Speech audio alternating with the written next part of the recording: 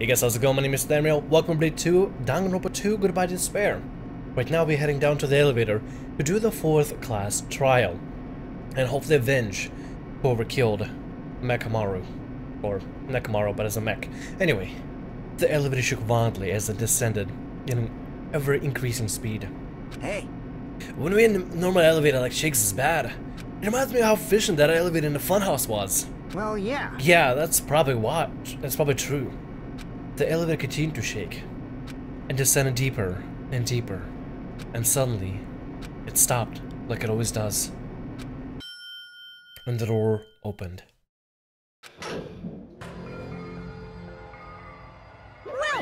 Well then, the design of this place looks a lot more funhousey, I guess. It's very actually very painful to look at. It's so bright. Ooh. I understand you desire to plot this wonderfully longer trial ground, but it's so exquisite to discuss useless things, so let's just get on with it already. Oh, so exhausting. Sorry, I have no idea what happened to me. So voices again. So sad. My chest hurts. Forcing her to do this is so sad. Hey. Come on now. Hey. Don't go talking without permission after I said my catchphrase. Otherwise, I'll roll into a dice, roll a dice, and based on the results, I'll give you a sex change operation up many times. What the hell? Jesus Christ, what the fuck? What? One extreme punishment. Now then. Let's get on with it once again. Let's get a move on, boys and girls. And so it begins. I hope this would never happen again, and now it happened for the 4th time. If it's like the first game, it's gonna happen 6 times in total. After this try, we're gonna have 2 more, and it should be done. Hopefully, we'll see. We'll see. The curtain to the 4th class trial was about to open. Hajime Hinata, and the ultimate team manager. He was more passionate, more daring, more honest than anyone I've ever met. Truly, he was more man than any of us. He sacrificed his body to protect Akane, and his appearance changed drastically because of that. But he still tried to live earnestly. And just when I finally got used to his new form, Nekamaru's killer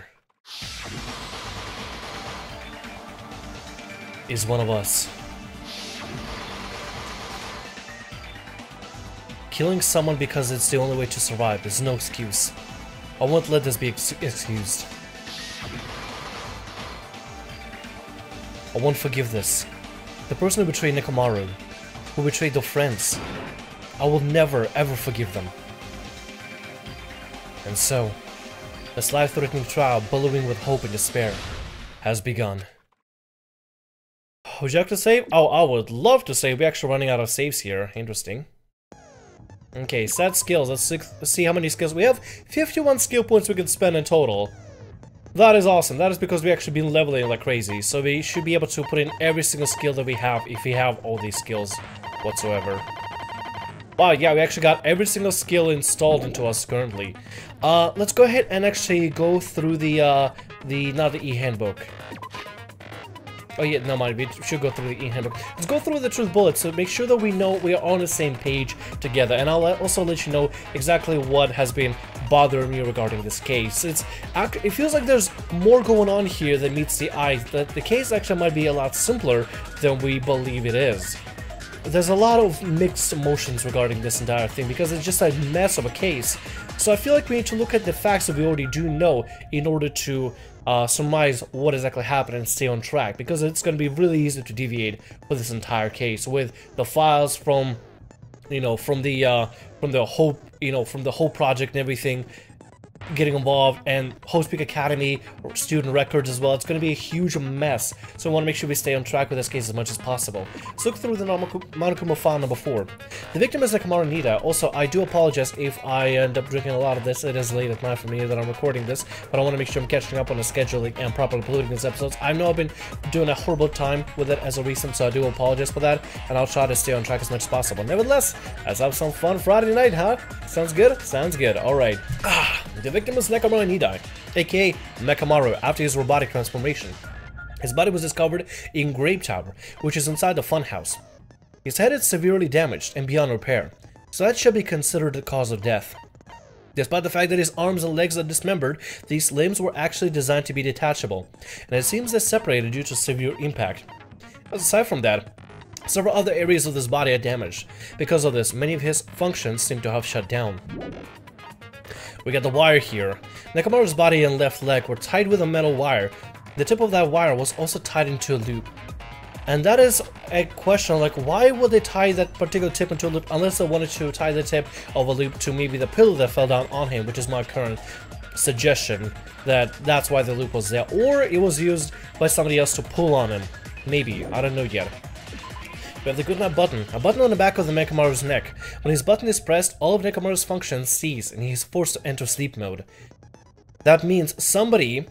See how it's broken and everything? Somebody must have cracked it open in order to enter his, put in his sleep mode function. Oil on the floor. Oil was flowing out of Nekomaru's body. The majority of it came from his fatal head wound. So we know there's oil on the floor. Tipped over pillar. One of the pillows on the side of the door was tipped over. Damaged area of the pillow was also stained. It was so heavy that even two people couldn't budge it. So that means this thing was pulled over by something heavier than the pillar, or something strong enough to pull the pillar. The one thing that would be strong enough would be, in my personal opinion, would be Nekomaru, which is why I think the thing was tied into a loop in order to get the pillow to be pulled on Nekomaru and actually fall on top of him. I believe that's what ended up happening in that current case, actually. That's, I believe, what ended up happening. New looking hammer. An enormous hammer found on the floor of the tower. It was completely clean, almost as if it was brand new. It means the hammer could not have been used. It was probably put there to lead us away, lead us astray, that this was done with a hammer. I generally feel like this was just put there just for the sake of it. The chain, I realize the chain is actually probably came from Nekomaru himself. If you notice through previous episodes, he actually wears a chain around him, and I believe he also has a chain for a belt, or maybe he has a chain on the side of his belt, on the side of his pants. But he does have a chain at least around his neck, which I believe that's where the chain might have came from, as well as the lock. He has a lock as he has a lock and chain as literally his necklace, as an accessory. The chain was wrapped around the handles of the door at the back of the Great Tower. For some reason, the killer was able to enter the tower from the Strawberry Hall. Akanu's account, apparently Akanu had heard rumbling noise at around 5:30 a.m., which is the same time that other people have heard the rumbling noises. We got pillow fragments. A lot of small pieces of stone were scattered underneath Nekomaru's body. However, oh wait, no, did they hear? I don't believe... Did they hear the bell? Did they hear the rumbles? I don't believe actually the strawberry side heard the rumbles. I think maybe just the grape side heard the rumbles, which is also something to consider. Pillar fragments, a lot of small pieces of stone was scattered underneath Nekomaru's body. However, there were no fragments on top of his body, which has got to be noted about that. Fujiko's account, apparently Fujiko saw Nekomaru walking toward the first floor of Strawberry House at 5 a.m. And that is a particularly and that's a particular thing we should notice, that Nekomaru, he has no reason to wake up at 5 a.m. unless he is doing something on his own. I believe what he was doing is at around 7 a.m. his internal clock activated, so he was able to wake up and go to do the Tai Chi that Monokuma wanted us to do every single day at 7 a.m. because he's, you know, that dedicated to the time. And because he already has an internal clock, he has no need to use any clocks around the building. So I believe somebody might have tampered with the clocks, and when and Fujiko saw Nekomaru walking towards the first floor of Strawberry House at 5 a.m., which is actually was apparently 7 a.m. Somebody just rolled the clocks back 5 hours ago. That's what my assessment of the situation is. The wall clocks. At 5:30 a.m., the alarm wall clock in a lounge on Strawberry House second floor started going off. Fujiko was at the lounge by coincidence and managed to stop the alarm because Yuichi Gundam rushed to the lounge after being alerted by the sound. However, Nagito was apparently the only one who didn't hear it, and that is a particular thing that I want to listen. This is the primary thing that I want to point out. If you look at the formation of all the rooms and everything, if you look at every single formation for every, I believe I might be able to actually pull up a map here regarding, no, I cannot pull up map, sadly. Unfortunately, I cannot pull map to show the, to show exactly what I mean. But if you look, if you remember, if you go back through some of the videos and look through the layout, what happened was that Gundam and Nagito were both staying in deluxe rooms, and deluxe rooms were defined by Monokuma. And I remember this particular thing. I noted this particular thing. Monokuma mentioned the designs of these rooms on purpose. I'm pretty sure I know why. So I believe. Okay, so they had the deluxe room, standard room, and crappy rooms, right? The slums, or the two shitty rooms, pretty much. The deluxe rooms were very soundproof and were very well insulated regarding sound and wind, so they had no drafts whatsoever. Standard room had a standard of everything, and crappy rooms were poorly insulated on every front, so they were just absolutely crappy rooms, so you could hear everything through those rooms, and the draft would come and freeze you through the rooms and everything. So that was a very shitty design for the rooms. But the thing is, both Nagito and Gundam, if you remember correctly, were both staying in deluxe rooms. So unless Gundam was actually outside, I don't see how he would hear it, because Nagito heard nothing. He was the only one who was in his deluxe room who didn't hear a single thing. I believe he didn't hear anything because his deluxe room is so well insulated that it's, provides 100% noise cancellation, or at least very optimal noise cancellation. I don't know what Gundam would hear it from his room, right? I have no idea what Gundam would hear from his room, but apparently Gundam heard it. Either Gundam has extremely ridiculous hearing from being an animal herder, or he was outside of his room, or he predicted that it would happen. Now that is something to note. I don't know if Gundam is guilty or not, but I believe that there should be no reason why Gundam should have heard that if the room was noise cancelling. Although, moving on. I'm not calling shots yet, but I'm moving on. Contact elevator used to move between both houses was broken and no longer worked. It was apparently broken at the Grape House side, so the last person to use it would have arrived at Grape House. Interesting. They never said what the damage exactly was. Strawberry hole button, the button in the strawberry hole that opens the door leading to the tower, was also broken, which is also kind of a mess. So somebody went and broke it, probably used a hammer or something. I don't know yet. Nagito's sudden appearance. Nagito was supposed to be at Strawberry House, but he appeared at Grape House via some unknown method. The contact elevator should have been broken, and that is the one thing that Nagito never reveals to us exactly how he does it, which is really annoying, but hopefully he will tell us throughout the trial.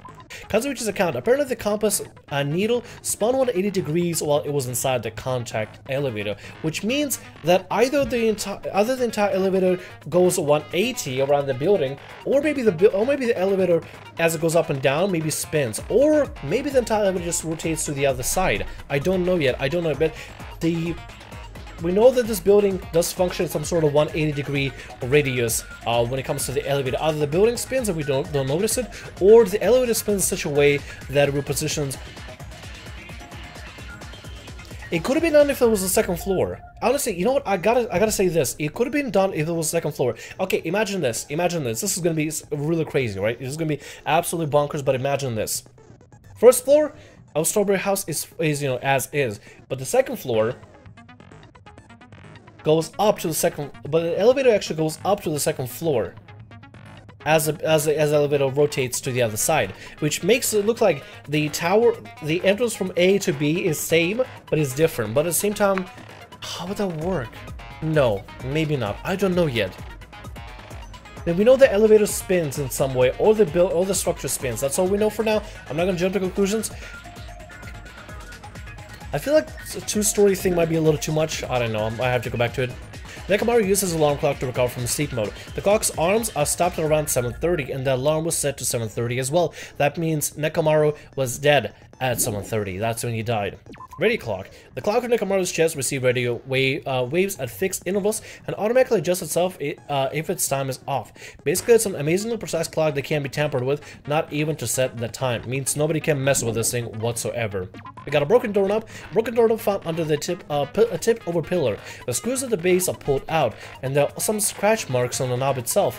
One of the doorknobs from the far back door of the Strawberry House was missing, so doorknob was originally attached to that door.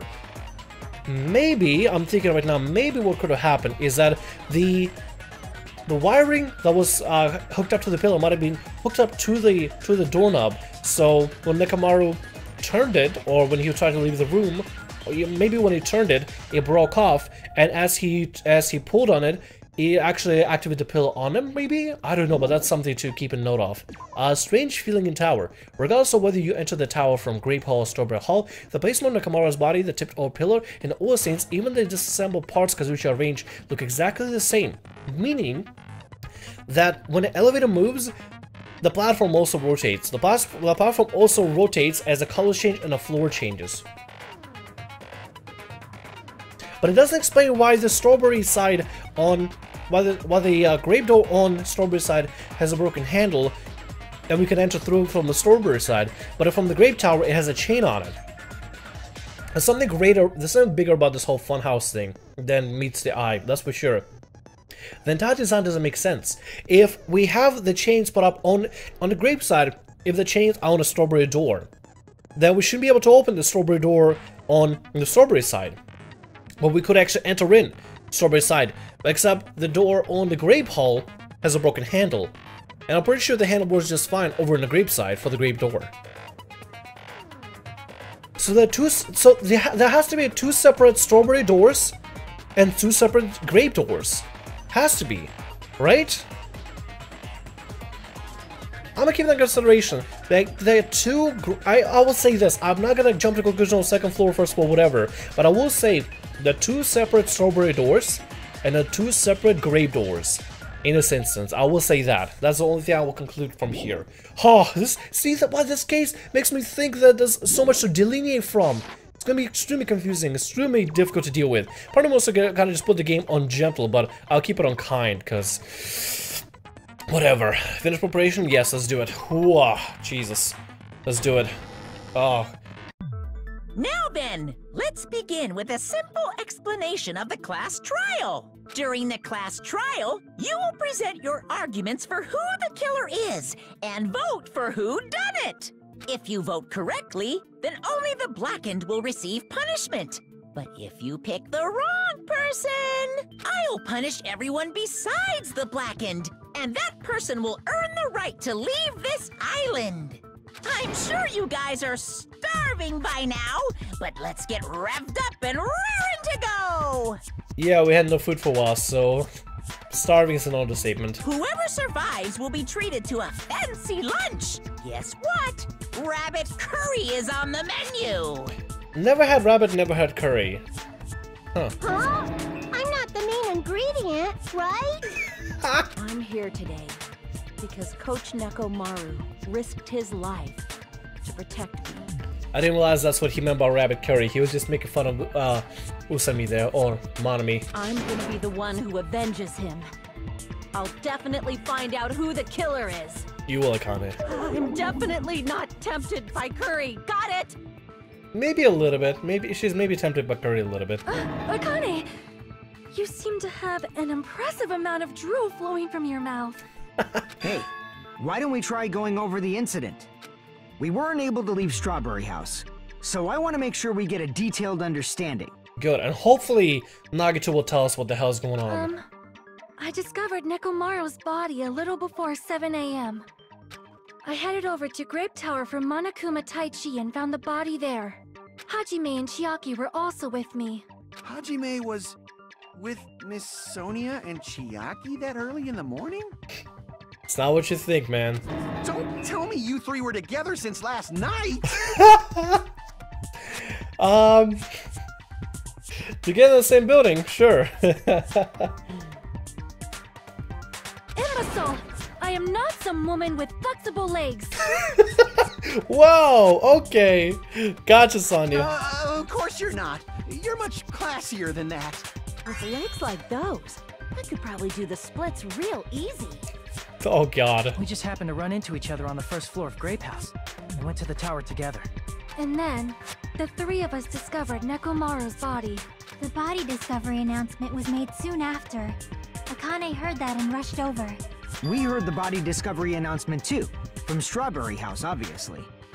As I recall, we found out the elevator was out of order, which left us stuck. And that's a question here. How was the elevator left out of order on a Graveside house? That means the elevator had to travel to the Graveside, and then somebody on the Graveside would have Oh. Sonya was awake before well, maybe Chiaki was. Oh god! Don't make suspicious of the girls now. Oh Jesus! Oh, this case is difficult. So we decided to go to the tower for the time being and headed for Strawberry Hall. But someone even broke Strawberry Hall's door button. We couldn't go anywhere because of that. Thinking we should at least find some method to communicate, we set our sights on the lounge telephone. Forget these boring intros. Let's talk about the killer. Anyway, it's definitely someone from Strawberry House. What do you mean, definitely? There's no way a chick would kill someone so cruelly. So it must be one of you Strawberry House dudes. I mean, Mikan did hang a girl, or strangle a girl, and then put her up on the ropes, and then kill the other girl.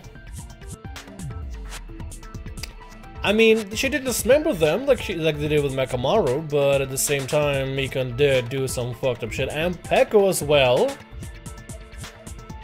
So I mean, it's not ruled out. Akane, why are you? Oh, please don't tell me! Please don't tell me it's Akane! Please, well, I've got to tell me it's Akane. One of you better hurry up and confess, or I'll break all of you in half. You're the cruelest one here. Now, enough with the lovers' quarrel. We need to think about this seriously. Lovers' quarrel. We don't have the luxury of discussing irrelevant things. The incident this time has many questions. Exactly. We need to stay on track with this as best we can. Thank you, Chiaki. This is why she's waifu material. The incident notwithstanding, I also have many questions. Then let's start with something even Miss Sonia can understand. The weapon. Huh? Well, the weapon is obvious, right? What was that response from Nagito like that? What the heck, you guys? The weapon! You could totally tell just by looking. You can tell what the weapon is by just by looking. It wouldn't be much of a mystery if that were true. The only thing on the crime scene that looked like a weapon was probably the pillar. That would be the only weapon. That would literally be the only weapon. The pillar would have to be the only weapon. Broken doorknob, oil on the floor, tipped over pillar. Tipped over pillar, that has to be it. That has to be it. I guess we should figure out the weapon first. The weapon was right there at the scene of the crime. That pillar, huh? No, the hammer! The killer used that hammer and beat the crap out of him! If it was unexpected, I suppose that is possible. That's right! It was a surprise beating! The weapon is decided! No. The hammer in the tower was a weapon. Like he said, it looks like that's the case, but the pillar's tipped over. I guess we should figure out the weapon first. Yeah, that'd be false because the weapon was right there at the scene of the crime. The pillar's tipped over. That pillar, huh? No, the hammer. The killer used that hammer and beat the crap out of him. What? Hold on. What? What does that have to do with how they beat the crap out of Nekomaru? The hammer is definitely the weapon. Is that to beat up Nekomaru? Damn it! Oh shit, I got it wrong. Although we do have a very sizable health bar, very generous health bar, which I really like because of the skills that we developed. Very nice. I guess we should figure out the weapon first. The weapon was right there at the scene of the crime. That pillar, huh? It gotta be pillar fragments then. No, the hammer! It has to be. The killer used that hammer. Right? Wait, hold on. Will the pillar fragments really work in this situation? Pillar fragments. A lot of small pieces of stone was scattered underneath Nekomaru's body, however there were no fragments on top of his body. Huh, hold on one sec. If that's the case... No, he's tipped over pillar, he has blood on it, all on the floor, flowing out of Nekomaru's body. The major came from his fatal head wound. All on the floor, maybe? That'd probably be all on the floor, right? Left leg was tied to a metal wire, tip of the wire was also tied in a loop. All on the floor, right? That'd be it. And beat the crap out of him! If it was unexpected, I suppose that is possible. That's right! It was a surprise beating! Oh, new looking hammer! The hammer has no impact on it, it looks brand new. That's the counteract statement here. Whoops, my bad. Figure out the weapon first. The weapon was right there at the scene of the crime! That pillar, huh? Nope. No, the hammer!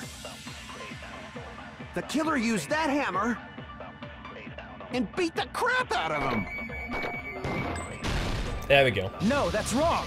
The hammer is brand new, it has no signs of impact or no signs of usage. No, I can't accept that that hammer was the murder weapon. Exactly. Why not?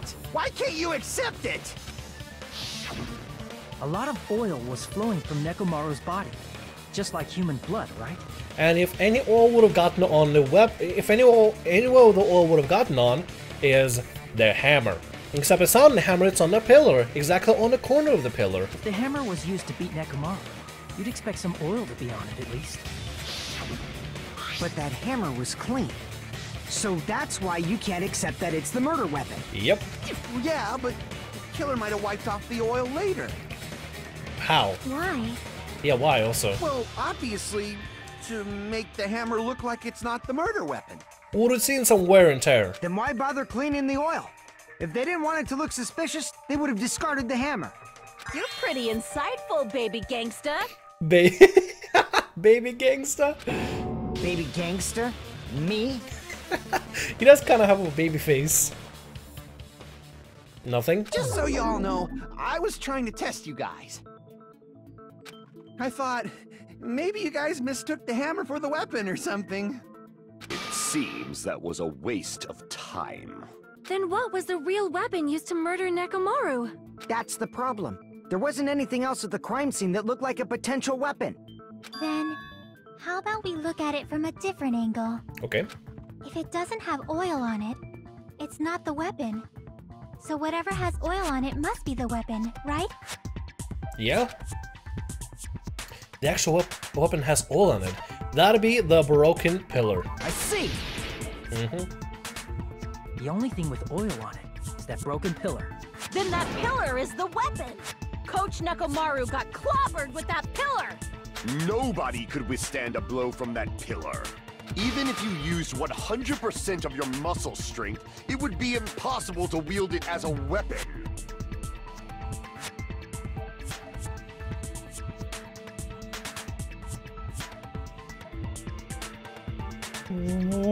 Wait a minute. How would he know that? Right? Okay, let's step back a little bit. Let's step back. It feels like I am doing the Mikan case all over again. Well, a particular individual says something very out of place and it makes me feel really weird. Gundam is no bodybuilder, right? Unless he's been trying to lift some pillars as a reason, as a little Gundam kid at a very young age, and been practicing lifting pillars and trying to see if the 100% or how much percent of the muscle strength is required to lift the pillars. How would he know that even if you use 100% of your muscle strength, it would be impossible to wield it as a weapon if he wasn't there with us to do the actual lifting with Akane? Remember, when we first discovered the body, Akane really was gung-ho about figuring out whether the weapon was the pillar. We tried to lift it, it was two of us, and we still couldn't lift it. I don't believe we did the same testing with Gundam, so how would he know regarding that? See, this is something weird. It gives me that weird Mikan feeling. Gundam, please! Gee, oh fuck, please don't tell me Gundam did it. Oh fuck. Okay, that's suspicious. That's suspicious number one. First, deluxe room, that whole thing without hearing sound, even though he was in sample room. Second of all, that. This is suspicious as all hell. Jesus Christ. God, I feel like I'm way too I feel like I'm either reading a little bit too much into this, or this might be an actual clue that I should be noting. Why? We tried to move it, right? I did. It's no use. It's barely budging. Didn't I tell you? Dude, the voice is weird. That pillar was pretty freaking heavy. But how did Gundam know that? Gundam, how does he know that? But there's one dude who could have lifted that pillar. Huh? Who are you talking about? Coach Nekomaru's robot body.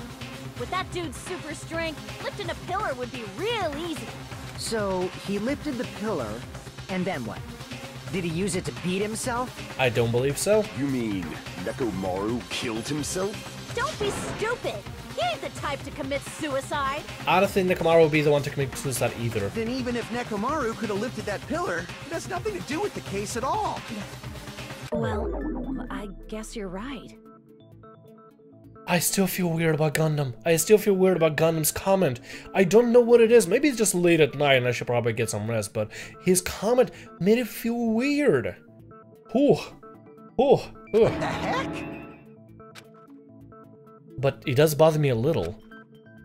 The word suicide. By the way, the fourth murder was the killing school life was apparently ruled as suicide. Huh? No, that shouldn't matter. There's no way Nekomaru would commit suicide. But that's a problem. If it's not the pillar, then there's no other weapon we can think of. There may be a way to use the pillar as a weapon without lifting it. Go on. Huh? For reals? Yes, for reals. I see. So my gut was right after all. All right, it's up to you, Sonia. Prove that pillar was the murder weapon. Understood. Then I shall give it my all. Go for it, girl. Sonia, here I go! That was cute. Alright, let's see this. Make an argument. Wire, good now button, all on the floor, tiptoe. Oh god, that's so much stuff to look over here.